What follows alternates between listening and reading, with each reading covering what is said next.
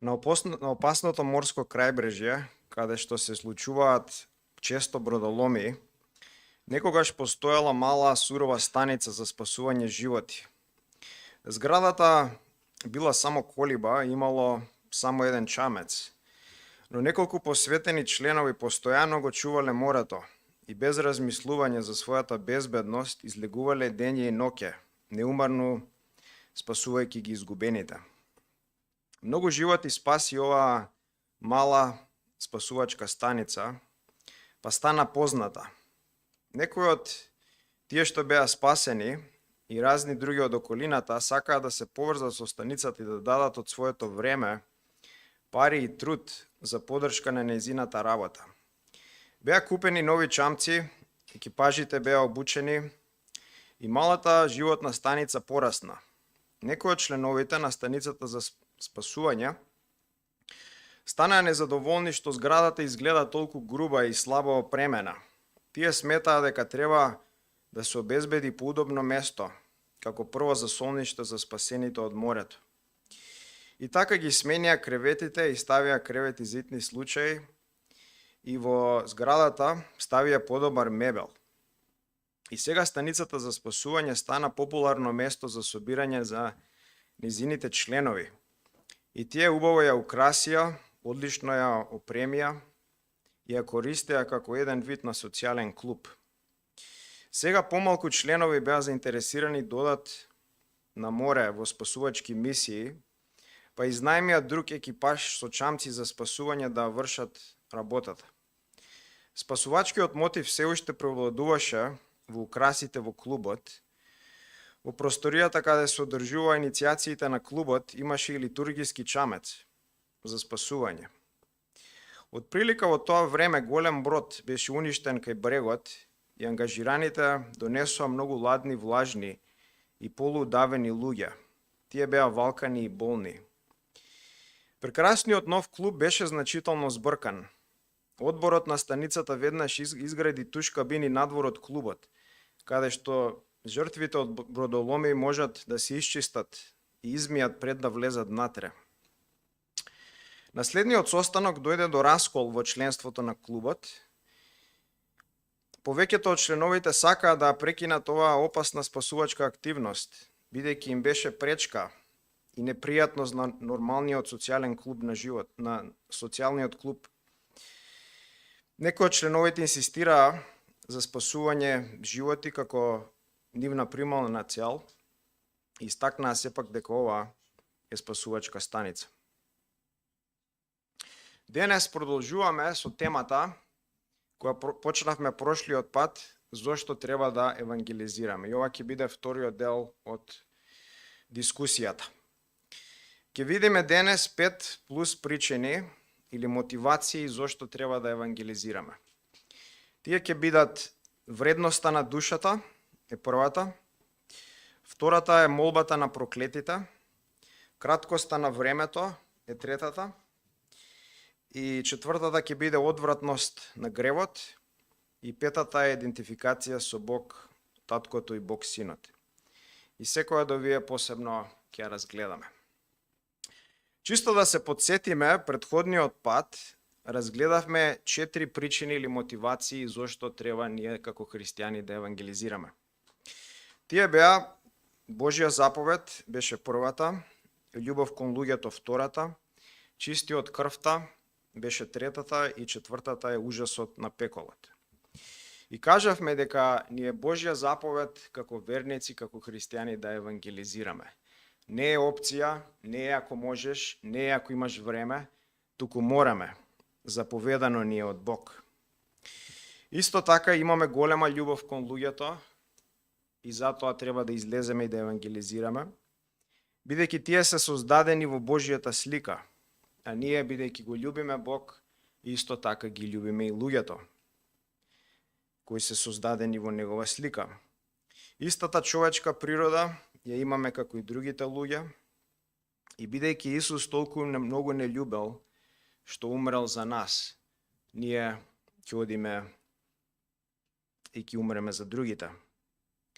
Исто кажавме дека треба да сме чисти од крвта на сите луѓе, бидејќи Бог не назначил како негови амбасадори и како негови амбасадори го представуваме Божјото царство на земјата и ги повикуваме сите луѓе да дојдат до помирување со Бог преку Христос пред да е касно, пред да дојде Божјиот гнев, бесен како оган и сите да ги покрие. Четвртата мотивација беше ужасот на пеколот. Кажавме дека пеколот е страшно, неописливо, ужасно, темно, мачно место. Е неопислив оган, очаен универзум и таму ќе одат сите кои не го познават Евангелието и не се покориле на него. Да почнеме денес со првата мотивација. Првата мотивација или причина е вредноста на душата. Вредноста на душата. Човекот, како битие, е тело, душа, ентитет. Душата е многу драгоцена и вредна. Ако окото на човекот вреди толку многу, што тој нема да даде или да земе 1.000.000 евра за да си го даде окото, колку повеќе е душата. Ако окото е толку вредно, кој еден ден ќе се распадне и ќе умре и ќе стане прашина, колку повредна е душата на човекот. Господ Исус вика што му вреди на човекот да го добие целиот свет. Целиот свет. Замисли ја паралелата. Целиот свет е твој. Сите цареви, кралеви, сите пари, сите рудници, сите палати, целиот имот, целата земја е твоја. Исус вика што ќе му вреди на човекот ако изгуби својата душа во пеколот. Езекиел Хопкинс кажал, отворен цитат, она што го проколнува, што ги проколнува луѓето, е тие ги препочитаат задоволствата и почестите и профитите и жалните ништа на овој свет, пред нивните скапоцени и беспратни души, кои вредат повеќе од 10.000 светови. Затворен цитат. Исто така Джейси Филипот прави една споредба на душата со се што поднатиот човек бара и може да посака. И споредбата е на една вага. Ставете, вика, на едната вага се што душата или човекот може да посака и од другата страна душата. Отворен цитат вака вика: ставете ја вашата душа на едната страна од вагата и ставете го сето она што светот го нарекува добро и големо на другата страна. Размислете за се што може човечкото срце да посака: богатство, чест, задоволство, моќ. Натрупајте го добро. Пополнете ја едната страна на вагата додека нема место за повеќе. Ставете го целото злато на Австралија, сите диаманти на Индија, сите задоволства на младешката љубов, сите задоволства на сопругата, сопругот и домот, на децата, пријателите, на здравје и сила, на име и слава. Ставете го сето она што паднатиот ум го смета за вистинска среќа и се што може да отежне оваа страна на вагата. Да, ставете ги сите световни почести, богатства и земна среќа. И душата на другата страна ќе ги натежни сите тие заедно. Затворен цитат. Душата е енормно вредна, е скапоцена, бидејќи ги отсликува Божите карактеристики, барем некои од Божите карактеристики. Како, например, љубовта, добрината, светоста, креативноста, невидливоста и вечноста. Томас Ватсон, пјуританецот, за душата пишал, отворен цитат: душата е славата на созданието. Душата е зрак Божи, таа е сјај на небесната светлина. Во душата има идеја и сличност на Бог, аналогија и налик на Него.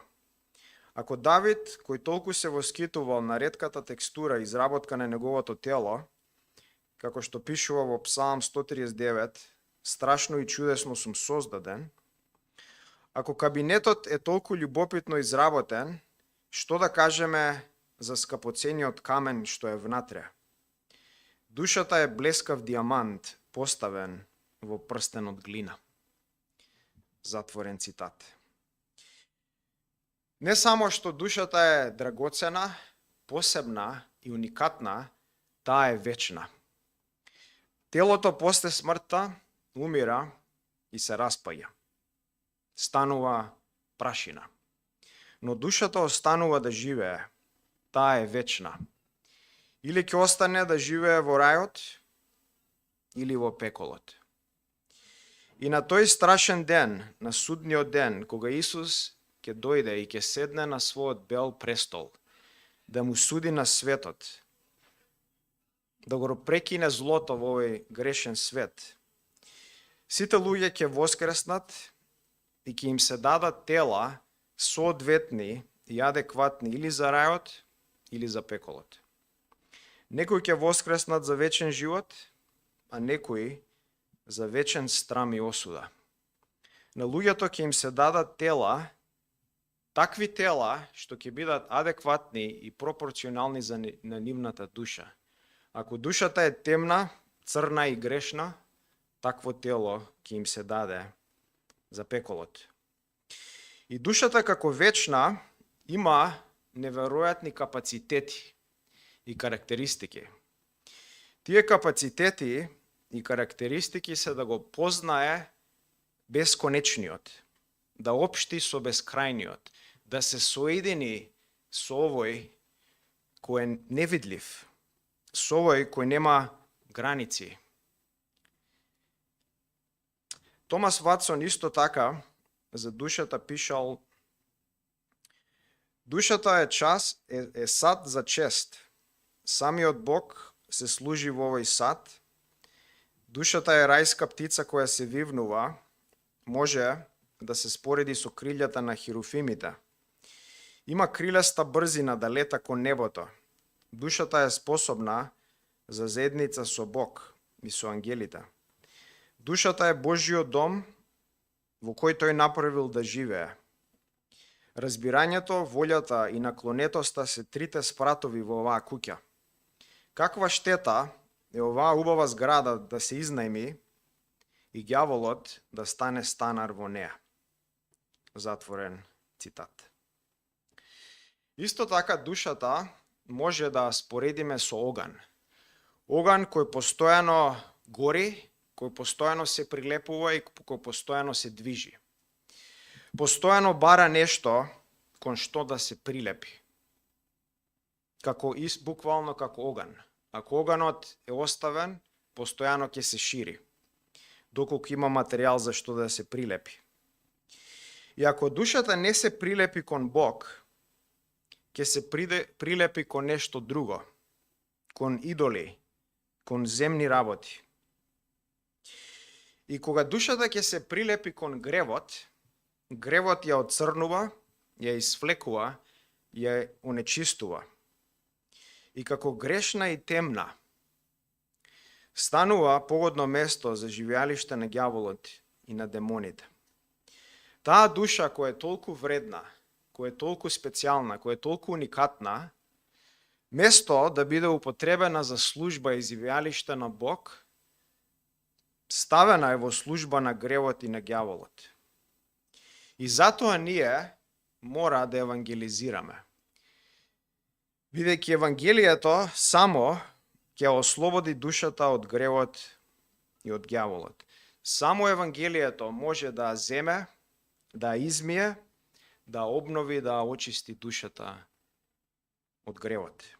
Да ја даде нов живот, само Евангелието може да воскресне од мртвите. Само Евангелието е спасот, а овие ланци да се одвојат од душата на човекот и таа би да стане погодно место за Бог, а не за ѓаволот. Втората мотивација или причина зошто треба да евангелизираме е молбата на проклетите. Молбата на проклетите. Во Лука 16 глава од 19 до 31 стих Господ Исус дава една случка на еден богат човек и на еден сиромав човек. И каде одат тие после смртта?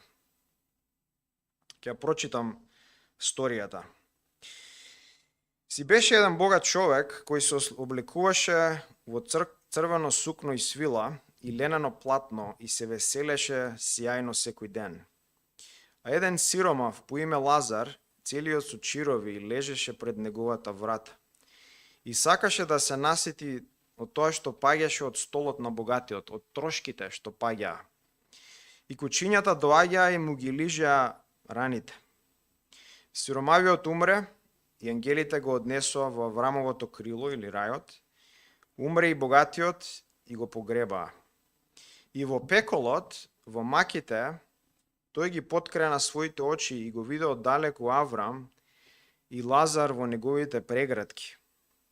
И извика: Авраме, смили ми се, и испрати го Лазар да го накваси врвот на својот прст во вода, да ми го разлади јазикот, зашто се измачува многу во овој пламен. Аврам му рече: Синко, сети се дека ти ги прими своите блага додека беше жив, а Лазар злото. Сега тој се утешува, а ти се измачуваш. Освен тоа, меѓу нас и вас поставена е голема бездна, така што тие што сакаат да преминат, не можат. Тогаш му рече: тогаш те молам, испрати го во куќата на татко ми, зашто имам 5 браќа, да им просведочи, да не дојдат и тие на ова место на Маки. Аврам му рече: тие ги имаат Мојсија и пророците, нека ги слушаат нив. Но тој пак му рече: не, Авраме, ако некој од мртвите отиде при нив, тие ќе се покајат. Аврам рече: ако не ги слушаат Мојсија и пророците, нема да ги придобие ни оној кој воскреснал од мртвите. Чи во оваа сторија или случка гледаме како двајцата умираат и богатиот во пеколот моли за вода, моли за капка вода да му се даде. И откако е одбиен, моли Лазар да биде пратен во неговата куќа до неговите браќа. Сигурно знаел дека неговите браќа живееле грешно и се на пат на истото место да дојдат, каде што и он. И Лазар од сите луѓе кој бил презрен и оставен, така болен и гладен да лежи пред вратата негова, од сите луѓе тој да оди и да им посведочи.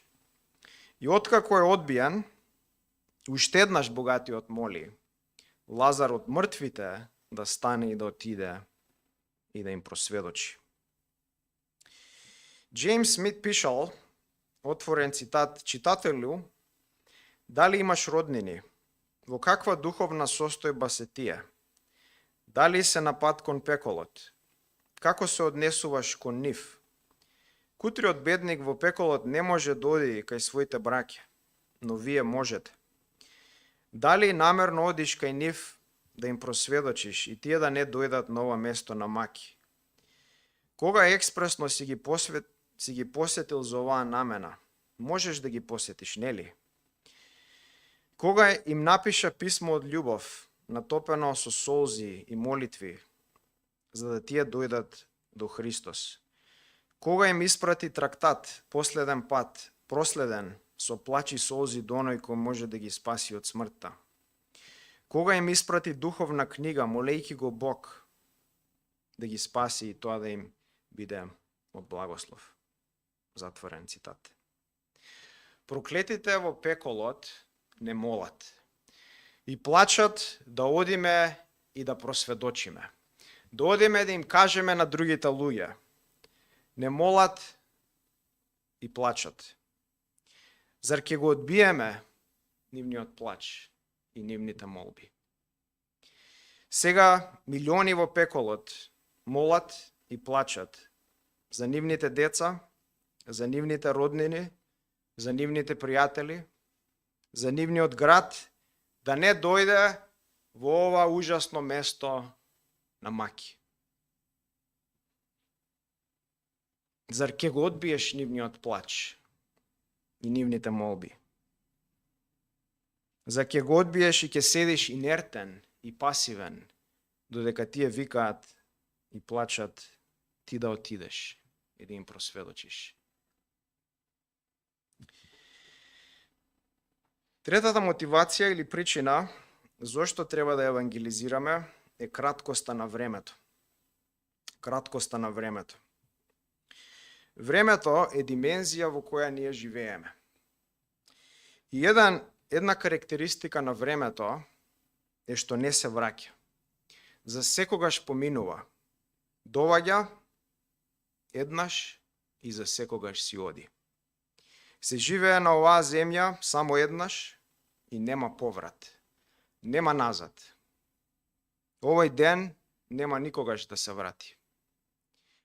Овој живот е краток, нестабилен и е како сенка и дим, како облак и пареа, што ќе исчезне. Што еднаш се појавува и често и брзо одлетува. Еднаш се дава и никогаш повеќе. Еднаш е човек 5 години, 10 години, 20 години, 30 години, 50 години, 70 години и никогаш повеќе. После го напушта овој свет и оди во друг, одлетува во вечност. Еден ден има 24 сата. 8 сата од прилика се поминати на спиење, може да кажеме 10 сати се поминати на работа и на патувања, напред и назад до работа. Остануваат 6 сати. 2 сати се посветуваат на јадење, пиење, миење, хигиена. 1 до 2 сати на фамилијата. И остануваат само 2-3 сати од денот за духовни работи. Дали и толку?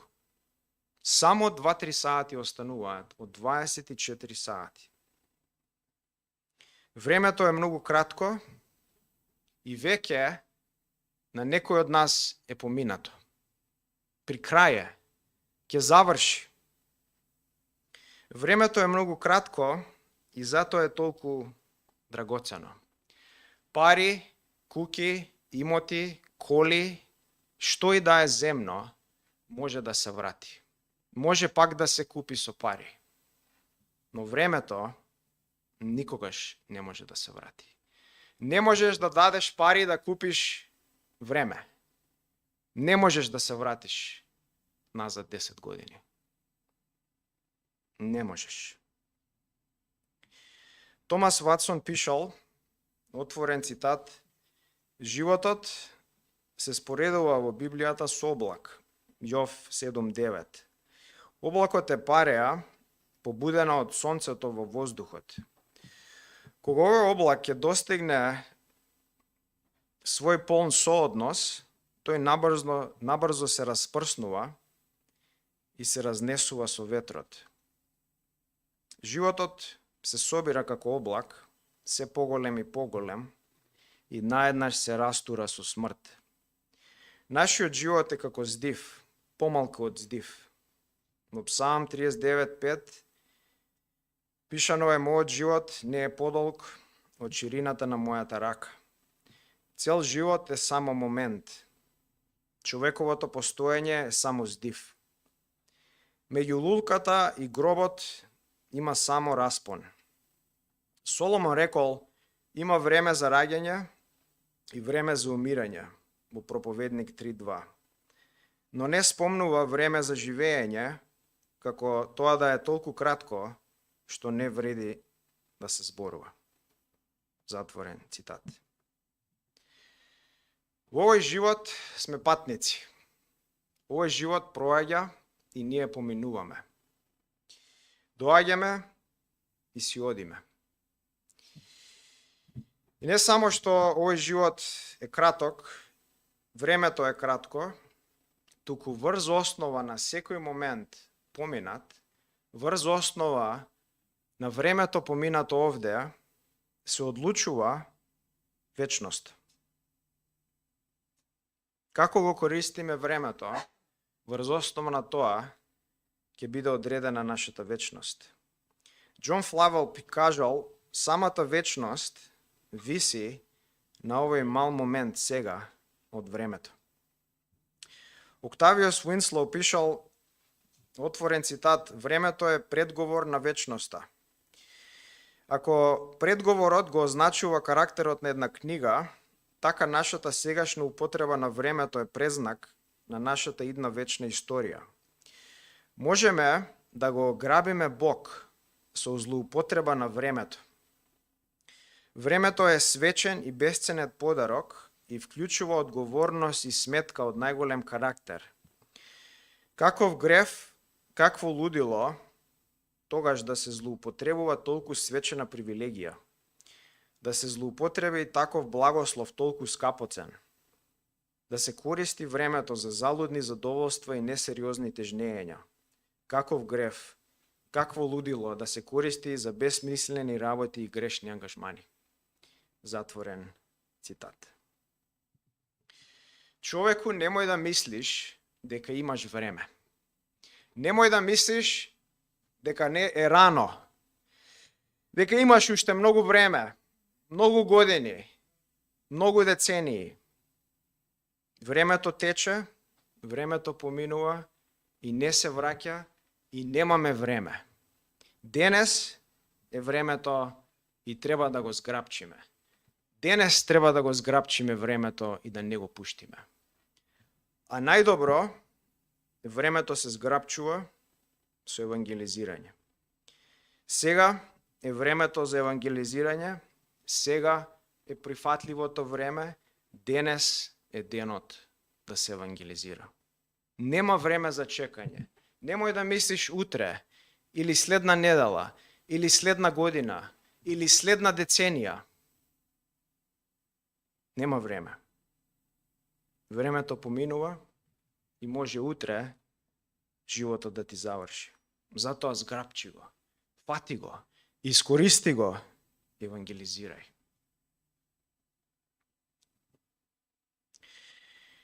Четвртата мотивација или причина зошто треба да евангелизираме е одвратноста на гревот. До сега видовме 3 причини или мотивации. Тие беа вредноста на душата. Душата е многу вредна и само Евангелието може да ја спаси од ѓаволот. Втората беше мотивација на проклетите, молбата на проклетите. Таа е втората мотивација. Третата е краткоста на времето и сега ќе видиме за одвратноста на гревот. Гревот е најодвратниот ентитет во универзумот. Нема ништо поодвратно од гревот. Гревот создава толку голем антагонизам меѓу Бог и човекот, што пеколот и вечност во него не се доволни да го смират овој антагонизам. Гревот е замена на Бог со нешто ништожно. Гревот му кажува на Бог: ти не си толку вреден, ти не си значителен за мојот живот. Гревот е замена за најубавото, најголемото, највредното со најодвратното, најмалото и најбезвредното. Гревот носи робство, носи заслепеност, носи измама, носи смрт и пекол. Мајката на смртта и пеколот е гревот. Гревот е како еден голем октопод, кој со своите пипци го има фатено човекот, го има обвиткано толку добро и секој ден се посилно и посилно го стега и го стиска. И еден ден ќе го потоне и ќе го удави во пеколот. Еден има за гревот напишано, отворен цитат: гревот е канцерогенна киселина, смртоносна бактерија, ненаситен паразит, отровна змија, неизгаслив оган, трескавично лудило, хаотична бура, бесно торнадо, темно и матно мочуриште, очаен лавиринт, жив песок без дно, каде човекот секој ден тоне се подлабоко и подлабоко. Гревот е токсичен опиум кој не се детоксицира. Длабок срам што не се покрива. Гнасен измет што не се отстранува, тешко проклетство што не се укинува, длабока дамка што не се чисти, задушувачки чад што не се крева, густа темнина што не се осветлува, шумски пожар што не се гаси, нуклеарна радиација што не се намалува, мачна болка која не поминува, отворена рана што не зараснува, внатрешно крварење кое не престанува, фатална болест која не се лечи, смрт што не умира, пекол што не се гаси. Гревот е замена на најголемото со најмалото, највисокото со најниското, највредното со најодвратното, најубавото со најгнасното. Замена е на Создателот со созданието, бесконечниот со конечното, животот со смрт, рајот со пеколот. Затворен цитат. Единственото спасение од гревот и од неговата одвратност и од неговата ужасија е Евангелието. Евангелието е единствениот излез од оваа одвратност, од овај очај, од овој лавиринт, од оваа болест, од оваа смрт.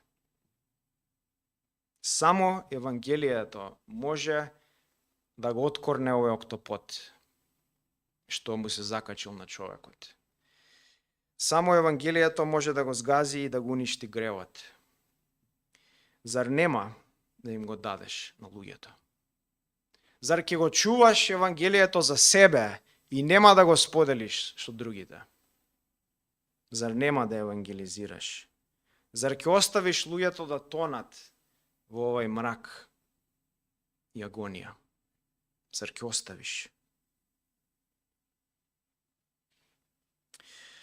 Петата мотивација или причина зашто треба да евангелизираме е идентификација со Бог Таткото и Бог Синот.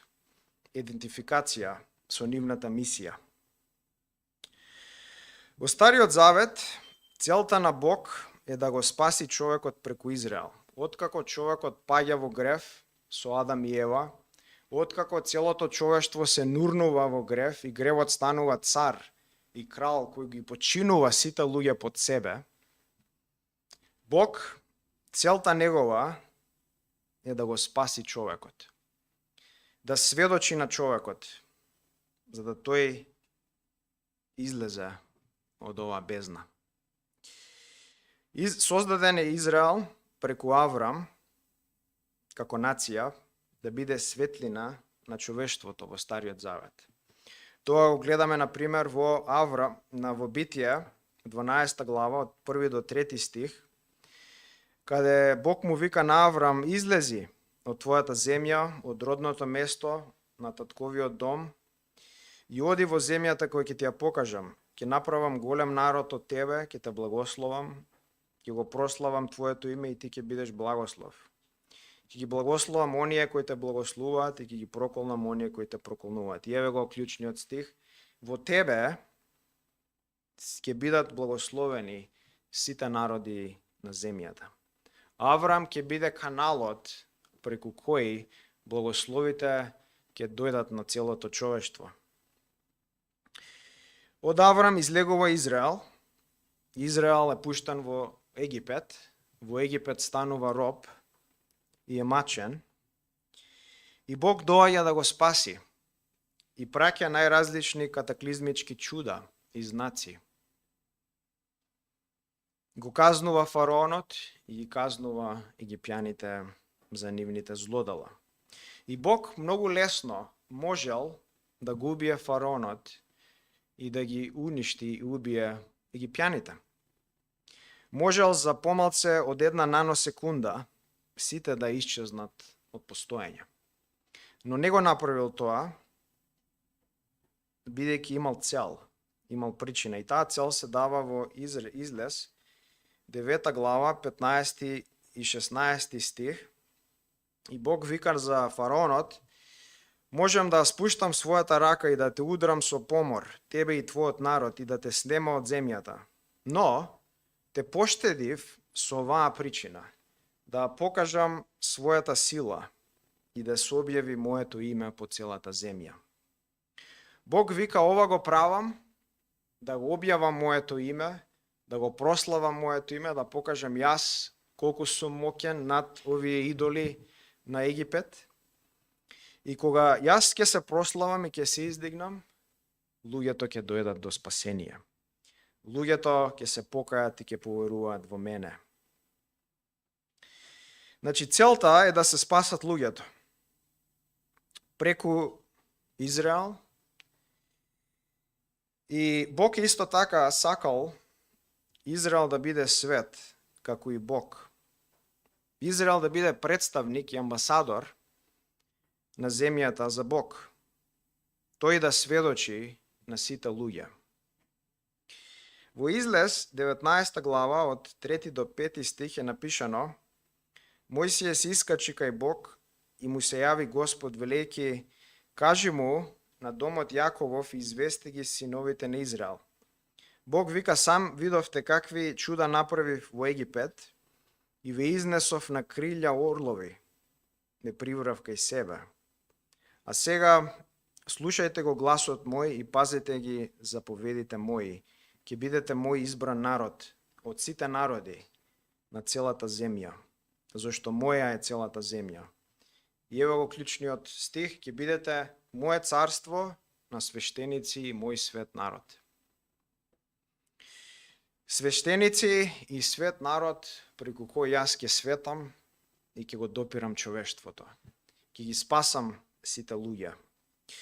Овој стремеж на Израел за народите да се спасат е опишан во псалмите исто така. Например, гледаме во неколку стихови од Псалм 96, 2, 3, 7, 10 и 9 стих. Пејте му на Господа, благословувајте го неговото име, проповедајте од ден на ден за неговото спасение. Кажувајте им на многобожците за неговата слава, на сите народи за неговите чуда. Дајте му на Господа, сите народи, дајте му на Господа слава и сила. Поклонете му се на Господа во сјајот на неговата светост, трепери пред него цела земја. Нека се зборува меѓу многобожците, Господ царува. Зашто вцелената е цврста и нема да се измести, праведно управува со народите.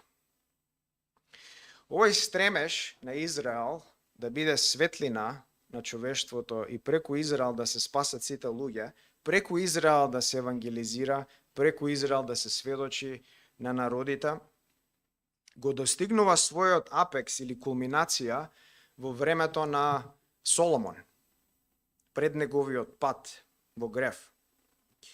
Во Први цареви 4 глава од 29 до 30 стих и 34 стих исто така се кажува вака: Господ му даде на Соломон мудрост и исклучителен разум и срце широко како песок на морскиот брег. Мудроста на Соломон беше поголема од мудроста на сите Израелеви синови и од сета мудрост на Египет. Со еден збор, од мудроста на целиот свет.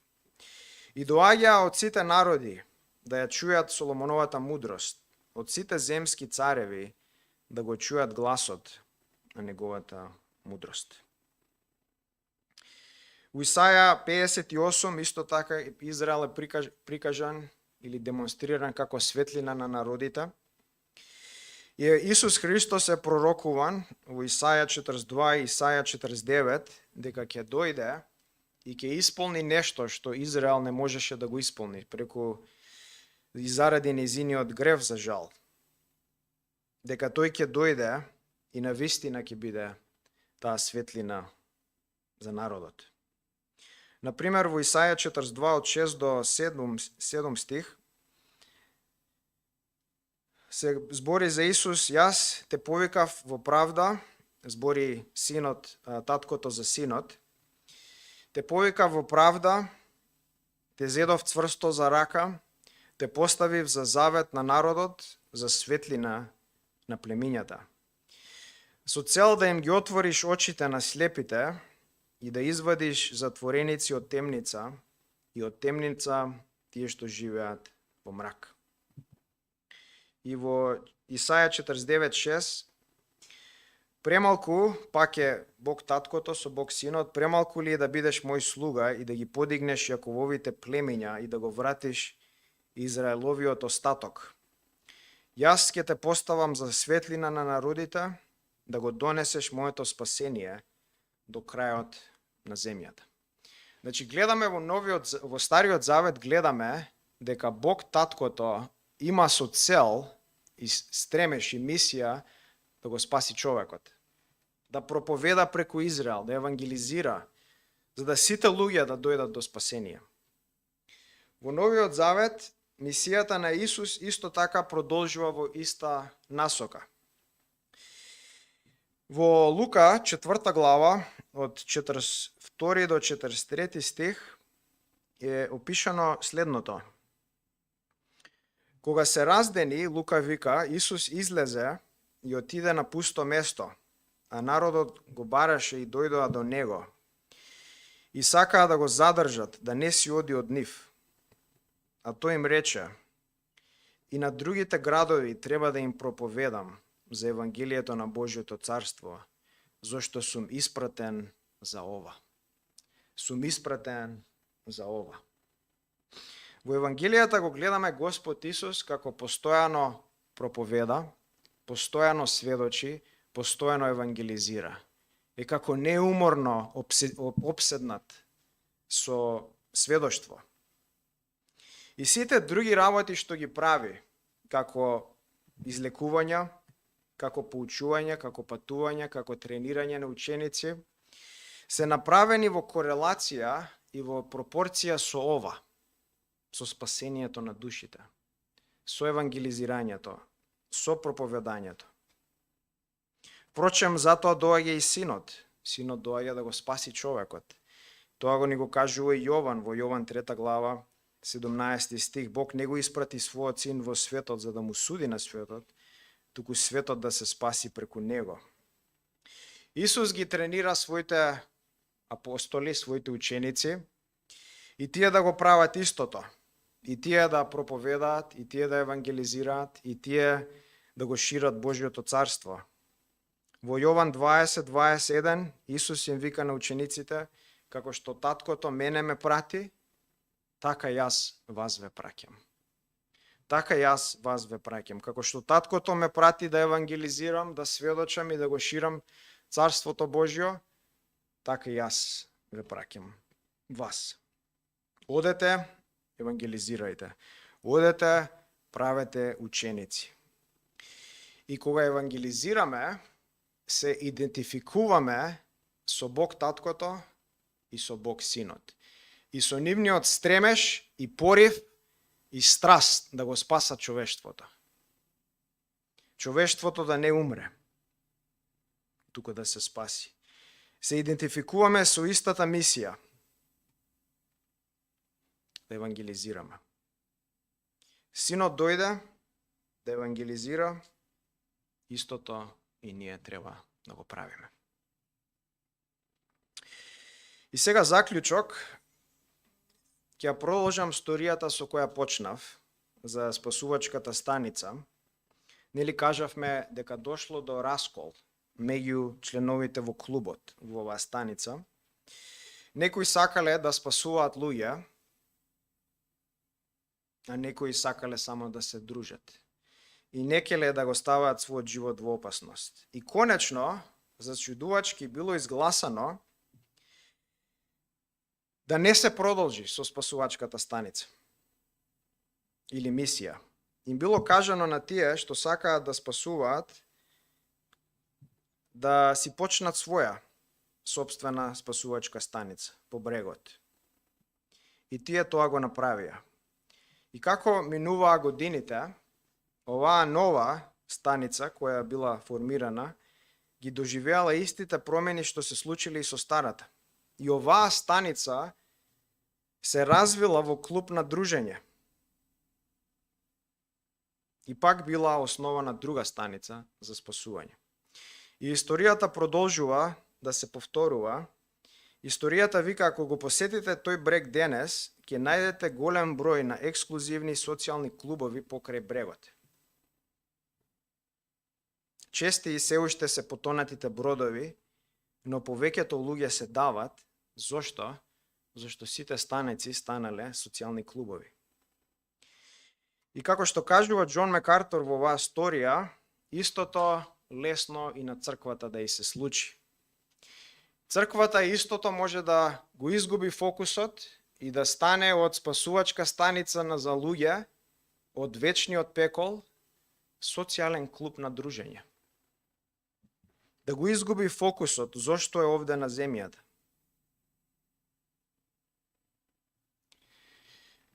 Дали црквата го изгубила тој фокус или е таму каде што треба да е? Дали црквите се социјални клубови на дружења со најразлични активности, а битната работа, спасувањето на души никаде го нема?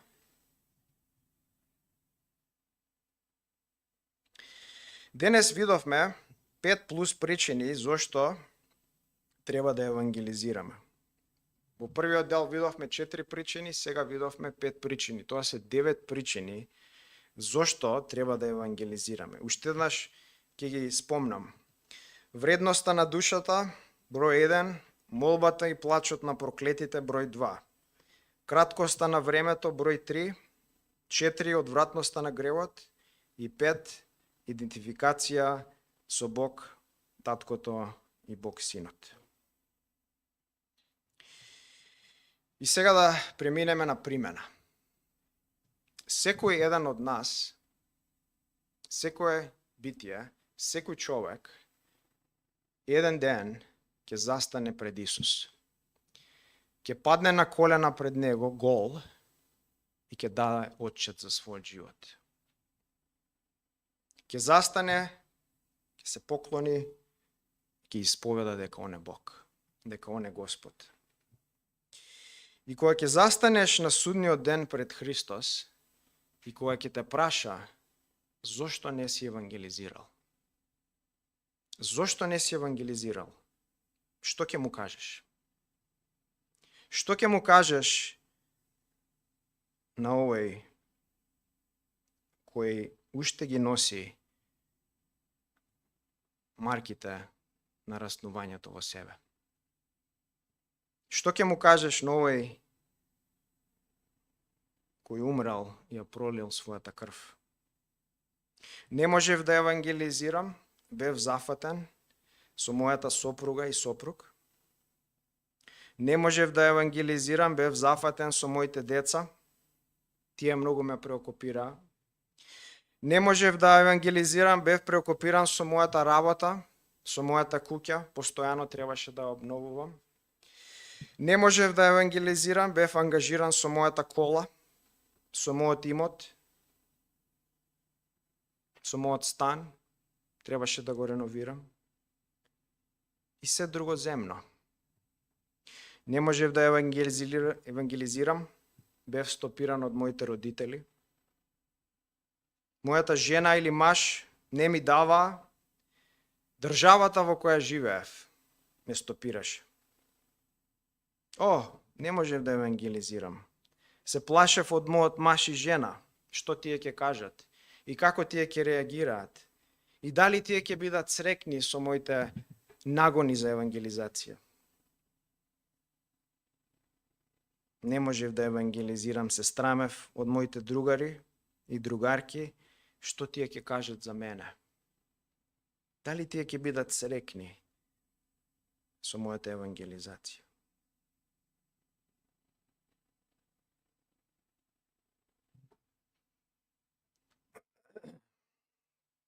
Можеш ли да кажеш некој друг изговор пред Исус?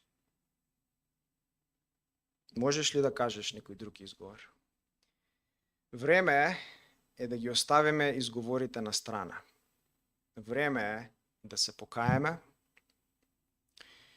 и да кажеме стоп на сите изговори, на сите оправдувања, на сите безсмислености.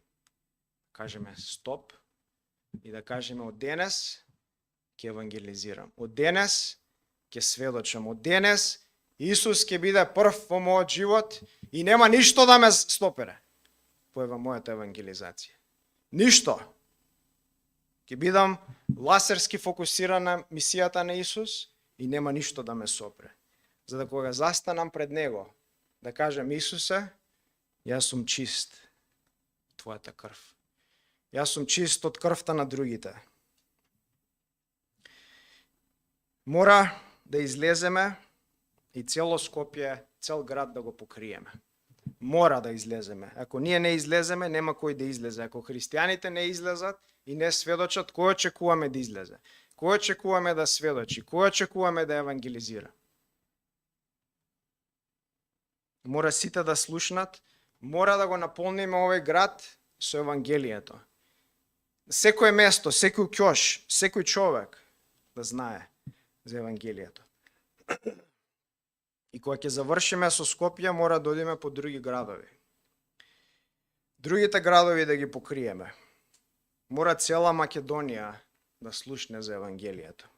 Мора сите да знаат.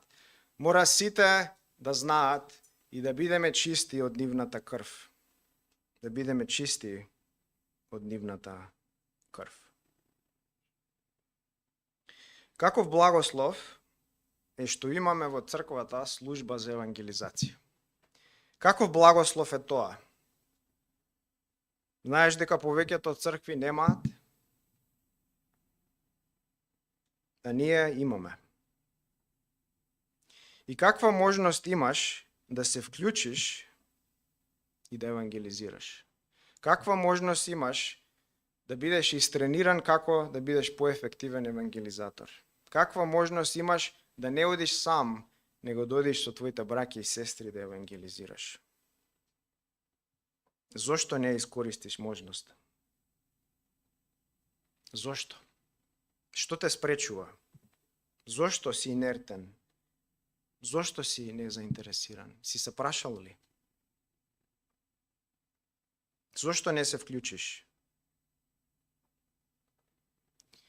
Што и да правиш, заповедта стои, дека треба и мора да евангелизираме. Искористи ја. Искористи ги можностите што ти се нудат. Зграбчи го времето. Покори се на Христос. И кога ќе стоиш пред Него на судниот ден, тој ќе ти каже: добро сторено. Добро сторено, мој слуго. Добро сторено, направи како што јас направив. Евангелизирав. Да се помолиме.